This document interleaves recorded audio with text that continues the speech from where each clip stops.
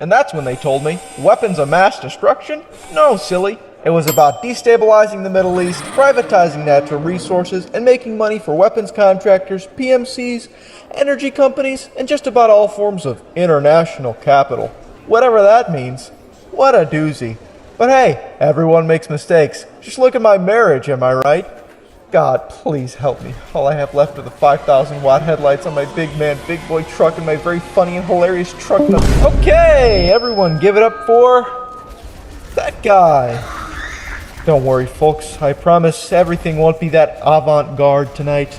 Au contraire, pardon me if this is a faux pas or deja vu, but our next entertainer is the creme de la creme. The piece de resistance. He has that certain je ne sais quoi, and goes by a rather silly nom de plume. Why am I French?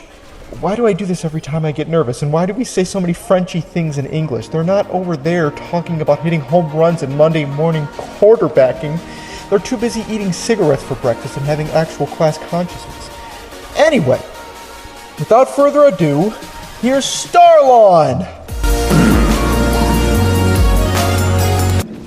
Thank you, everyone. Please, alright, that's enough. So, I know you're probably thinking, what the hell's with the name Starlawn? What in the heck What is this? Some guy who's gonna, who's gonna sell me on the brand new 4-wheel drive, environmentally conscious, 2 miles per gallon, HOA approved riding mower? Some guy you went to high school with who has a small business in lawn care and posts Gary Vee and Hustle Grind Set Patrick Bateman clips on his Instagram story? Well, I'm sorry to disappoint. I did in fact peak in high school, but I don't have any deals on mowing, trimming, and hedging, all for the low price of my dad's in middle management and is disappointed in me for not going to business school.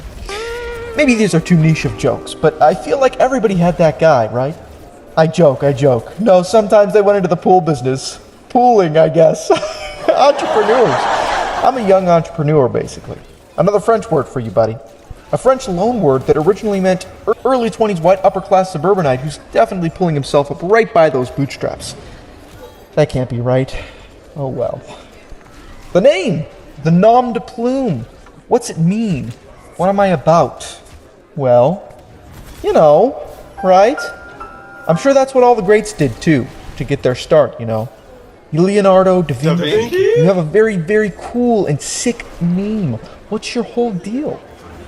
Well, I guess I just like to sort of hang out, maybe do a little bit of chilling, paint something so astoundingly average, but that everyone will obsess over, and a couple people worried about the existential threat of climate change will try to give a much-needed Campbell's sponsored makeover to in about, 300 years. Really, think about that, though. The Mona Lisa? It's good, right? It's good, but, to be probably the most universally recognized painting, kind of just like, okay, hi, Lisa. Hello. How are you? Hello. It wasn't even that popular, apparently, until it was stolen in 1911. I think I'm back to steal! Vincenzo Perugia, a painfully Italian man who worked at the Louvre and just sort of took the Mona Lisa and hid it in his apartment for 2 years, I guess. I guess you could just do that back then. My friend took a steak knife from Applebee's one time, and I felt like an accessory to Grand Theft Auto. Grand Theft Slice-O. That's actually hilarious. Vincenzo, our boy, apparently he did it for patriotic reasons, combating Italiophobia like a true activist of his time. Even though Leonardo donated the Mona Lisa to King Francis, King of the Frances, this is basically the equivalent of some hyper-nationalistic French guy just pining over the bird shit-stained beauty of Lady Liberty. It's the Statue of Liberty. Yeah? I'm about to shit my pants. Becoming a tour guide for years, then just sort of stashing it under his shirt and storing it in his backyard for a few years. Yeah, I went to Vegas. They sell really cool lifelike replicas there. I think I'm losing my core, definitely real audience here. It'd be like if your one oddly aggressive elementary school friend found out you traded a Yu-Gi-Oh card, a Blue Eyes White Dragon, entirely in Spanish text. This card is useless. And decided to go deck the poor kid you robbed blind. In your honor, of course. Haha, thanks. Okay, I need to stop dodging the point. What's the name? What's the channel? What's the point? What's the point? Sounding a little too existential, a little too French. Again, what's it with me in France today? Well, anyway, let me tell you a story. My grandmother, born in 1939 at the butcher shop, as she calls it, somehow broke her back.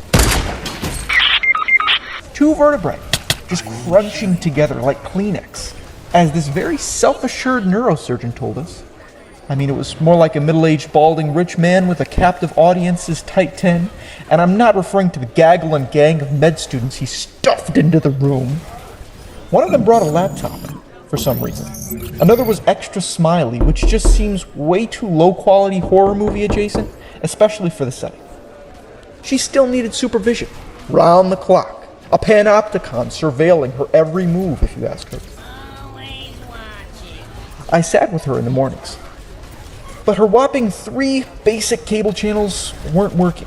Believe it or not, she's one of the handful of 80-plussers who don't have Fox News IV directly into her veins. Half the time she sits there in silence like a Steadicam is doing a slow zoom for a very somber flashback or something. For some reason, she has a DVD player. And so naturally, the golden grandchild goes to the library to peruse the fine cinema. This all must have been incredibly strange to her because she was born before penicillin was isolated. This frankly must have been incredibly strange to anyone, including you, because who goes to the library to rent a movie?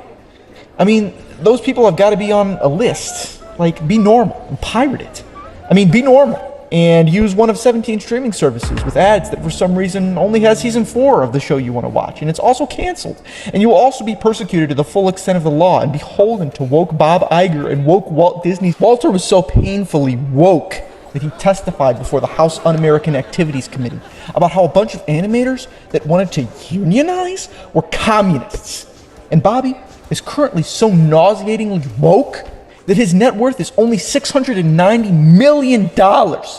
And he only directed the monopolization of the entertainment industry by acquiring Pixar and Marvel and Lucasfilm and 21st Century Fox. And it's not even the good Fox.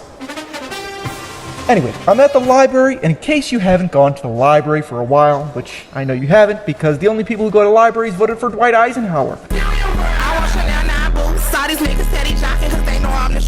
Or have a 97-page manifesto, or could never let go of the trials and tribulations, the epic highs and lows of local trading card game tournaments, crushing any hopes or dreams those foolish, arrogant 12-year-olds dared to entertain. Maybe library goers are my core audience. Anyway, in case you haven't gone for a while, it's not just Cheeto-stained books for 5th period's book reporting and needlessly judgmental senior citizens anymore. They've got, at least a lot of them, archives of just about every 6 out of 10 syndicated sitcom from the 2000s, and movies you'd only encountered before in your dreams, or at a Dollar General. They've also got these value packs. You're not even paying for them, but they're value. It's called Somethin' Sappy.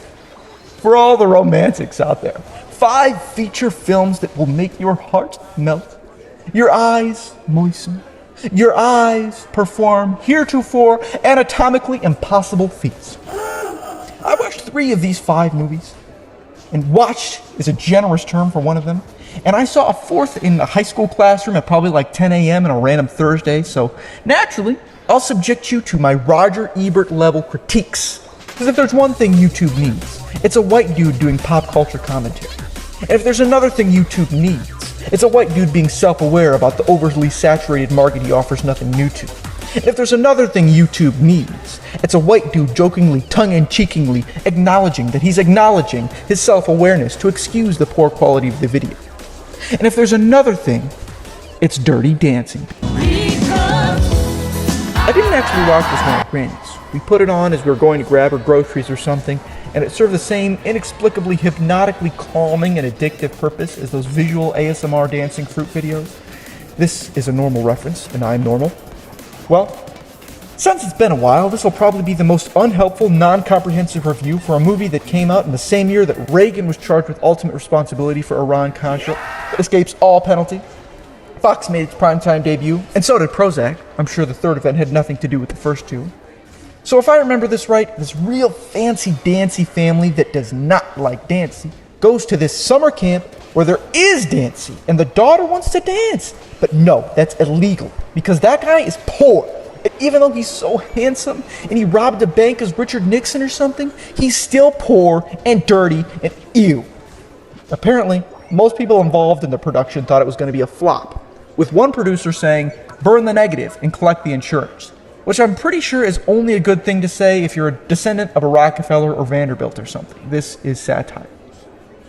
There was also a pretty progressive subplot about securing an abortion for a neglected woman, but corporate sponsor Clearasil, who also very recently had an ad depicting a gay man as a pimple. I can't wait for prom. Only 3 more weeks. I know, but if this turns into a pimple, I will literally die.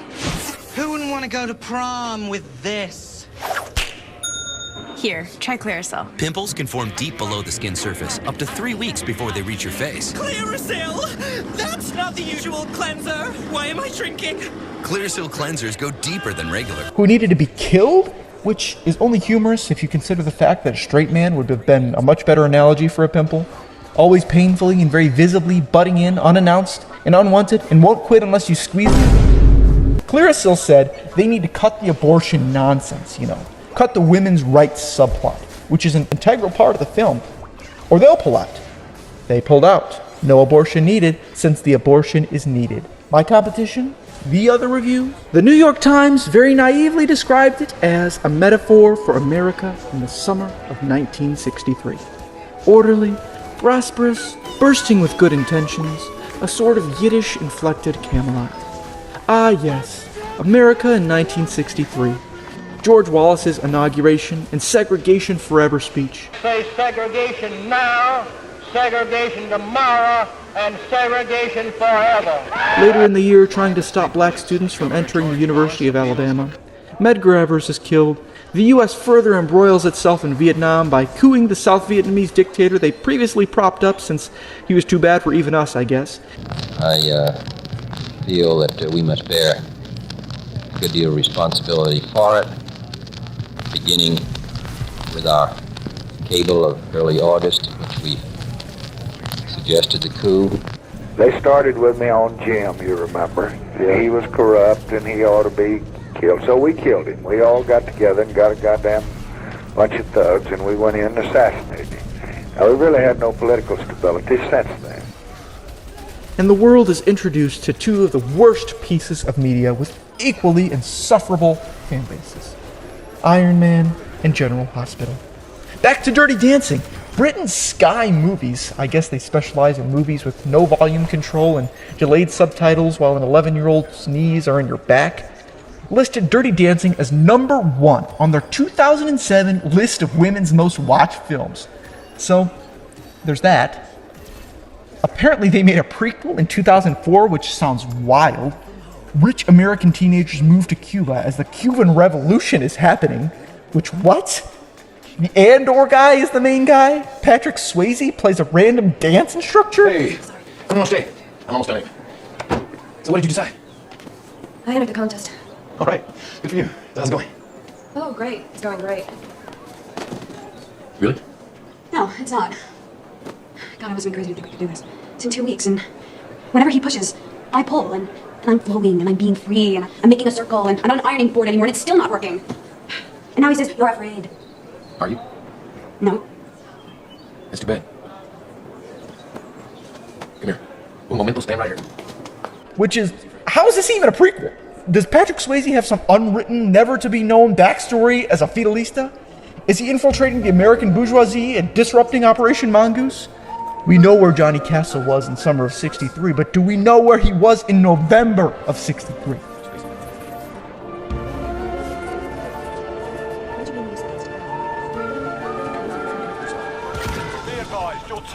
Keep me away from Kyrie and Aaron Rodgers.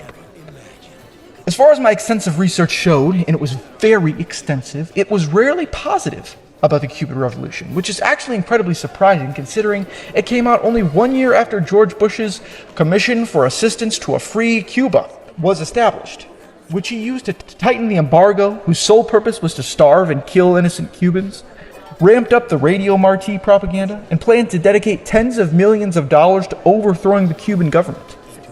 I mean, it's not like they celebrate revolutionary socialism or anything, but they do celebrate Batista being overthrown.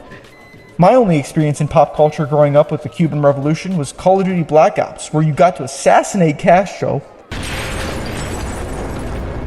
Just it. You ready to make history?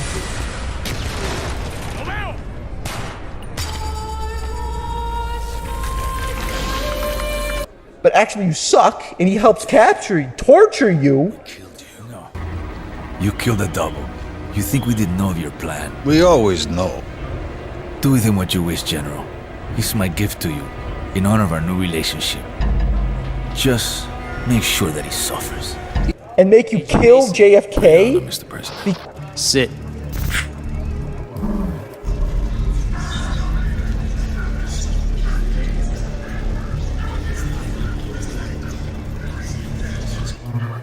We are in grave danger from the communists. Our freedom, our very way of life is at risk. Dragovich. Because you were double agent Johnny Castle from Dirty Dancing? So cool in Zombies mode, he's so cool. In good faith, to sort this thing out. And why is he here? He lost. As I always say, forgive your enemies, but remember then long, Dick. Oh my God! Nothing can stop you now, Nixon. You will be awarded the Medal of Cuban Liberation, Dickie. Lenin would be pleased. Now that's my little Dick. Till your dying breath, Richard, fight! I'm coming for you, Comrade Nixon! Ah, Dick, you can still draw a crowd. Keep fighting, Dick! Behind you, Dickie, watch your back! Tear them to pieces! I always knew there was a little socialist in you, Dick. Muy bien, brother. Nice pick, Dick. Ah, Dickie, you are a sneaky, sneaky monkey. But what the hell? I am Fidel Castro, and I come to liberate your own death. Okay. No bitches will touch me. Oh, oh, oh, oh, oh, oh. Oh, yeah. Oh, Jack, I really enjoy seeing you sweat. Your contritis of the sweet land for robbery. If Sisyphus can't make it up the mountain, I will bring down the mountain myself. It's playtime. Ah, like the perfect cigar, smooth and silky. Dun, dun, dun, dun, dun, dun, dun, dun, dun, dun, dun, dun, dun, dun. Next movie. This one I actually watched. How to Lose a Guy in 10 Days.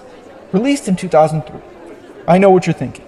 No, it's not a documentary film forecasting how the Cavaliers will fail to build around the newly drafted chosen one, the king, the cuteness overload LeBron James, and lose him to South Beach. Nor is it a documentary on the crimes of how my parents deceptively attempted to ruse their toddler child who had a strong and intense need for chocolate milk in his sippy cups, wherever he might go, by putting regular ass milk in that shit. It's really just a quintessential rom-com. This marketing guy, he wants to market this, he's a business guy, and he's hot. But idiot old man is too old and he's focused on dentures and golf and polos and New Balances, not in the cool way, to let market man market. Unless he get woman in 10 days, all right? I can sell myself to any woman. I'd like to see you prove that. You would? Make a woman fall in love with you. You're on. So who's the lucky girl? Her. Her who? Her in the gray dress. Hi, I'm Benjamin Barry. Andy Anderson. But woman also business? She's a journalist, but she's forced to write BuzzFeed articles before BuzzFeed is around to exploit her.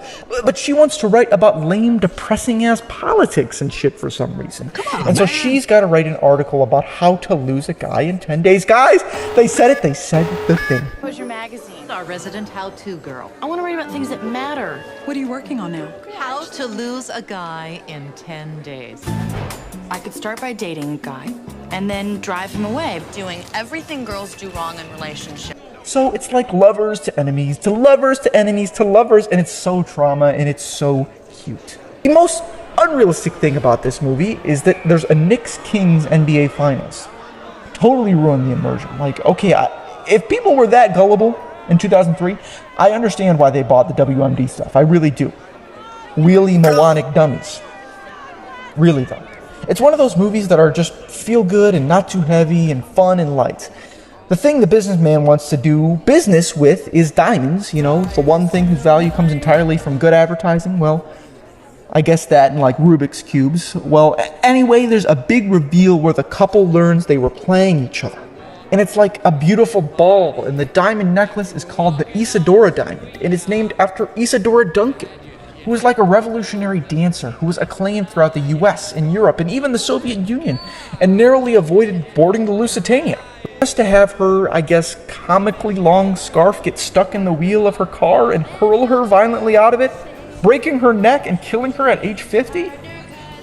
So, you know, I'm not so sure that had anything to do with anything, just that, like, maybe don't wear scarves? Maybe those weirdly restrictive school dress codes were focused on the wrong articles of clothing and should instead be heavily regulating scarf length? There was a period there where massive scarves were everything, and I'm stunned that we avoided tragedies in schools nationwide. Next movie is The Notebook, which is like, the best way I can describe it is like that one show or movie or artist or game or whatever that you always hear your friends soliloquizing about. I think that's how you use that word. How it's so transformative and iconic, and then you watch it so that you can be culturally in the know, even though it came out in 2004, and it turns out to be the weirdest jumble of tonal shifts and unlikable characters and terrible messages and endings of all time, ever? You know, like that? It starts out like Dirty Dancing, where you've got this working class dude trying to talk to this rich girl, but she's not interested. So he climbs up on a Ferris wheel and threatens to kill himself if she doesn't go out with him. Naturally, as you do. Get down! No, you're gonna kill yourself! No, cut it out! Well, you go out with me? What? No! No! No. Hey, Pat, she just told you.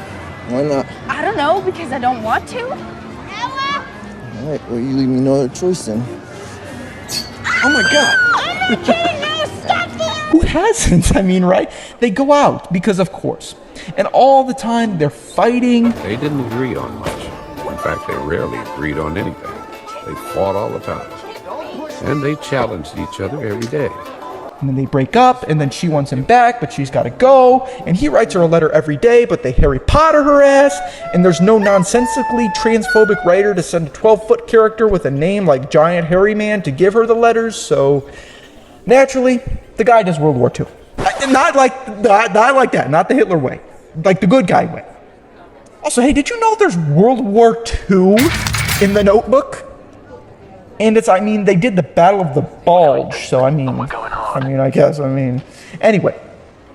Girl gets married to a wounded soldier who comes from old Southern money, which I've learned in my non-woke 1776 Commission-approved American Heritage Safety Foundation Charter School for Americans First means that they earned every cent of that money, Americanly.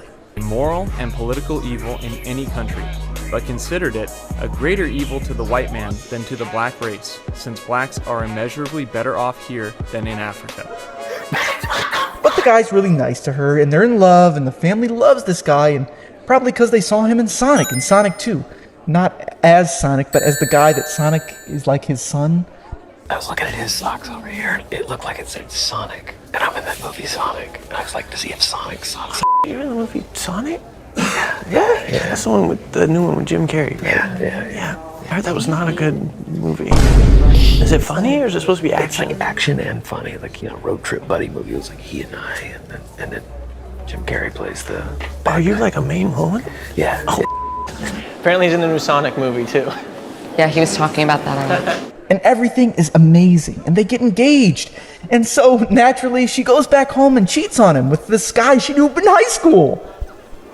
This is the couple we're supposed to like and think are super romantic and cute, by the way. I mean, this would be like making a rom-com about Chucky and Diana and expecting us to gush at all the royal romance and ignore the royal inbreeding quirks. Oh, also, did I mention the payoff for watching the cutesy couple hate each other 90% of their time on screen together and cheat on who they're engaged to the other 10% is to realize that in modern day, the woman has dementia and the man tortures himself every day trying to get her to remember until she sundowns and then they both die. So, you know, maybe I'd prefer the stage musical version, which substitutes World War II for the Vietnam War. I guess it was just so much more suited for the stage. They already made one supremely overrated musical about rapping slave masters, so why can't they make one about celebrating deeply unhealthy relationships and having a fiery intermission in sunny Vietnam? The Notebook was based on a book by Nicholas Sparks, who seems like just a lovely guy. You know, take a look at this chap. He loves philanthropy and donated $900,000 in 2008 to build a tartan track and buy himself a coaching position at a high school that maybe his kids went to or something? Well, I mean, that's a bit strange, but I'm sure that... Oh, what? He spent $10 million to build a private school called the Epiphany School of Global Studies in that same year. Did they not let him coach?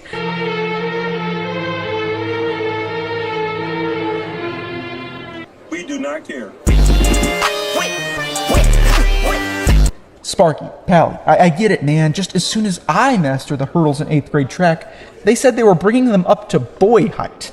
And for the sake of my Sparkies, I decided to be the slowest 100-meter sprinter on the team, who was there to be a warm body scared of the gut. But you really don't have to spend millions of dollars to start an aggressively Christian private school with tuition being an affordable, reasonable, Christ-like $10,000 a year, because they didn't let you coach the only sport that's somehow more boring than golf. You didn't have to make the dress code so strict that, quote, boys' pants or shorts must be in cotton/cotton blend twill or corduroy fabric. Why do you care about boys' pants so much? Holy shit, Mr. Sparks. Tell me how you're going to be a romance writer and be virulently homophobic running your school. This headmaster, Saul Benjamin, tries to make your miserably waspy bourgeois school the tiniest bit diverse by supporting a student-led initiative to form an LGBTQ plus group.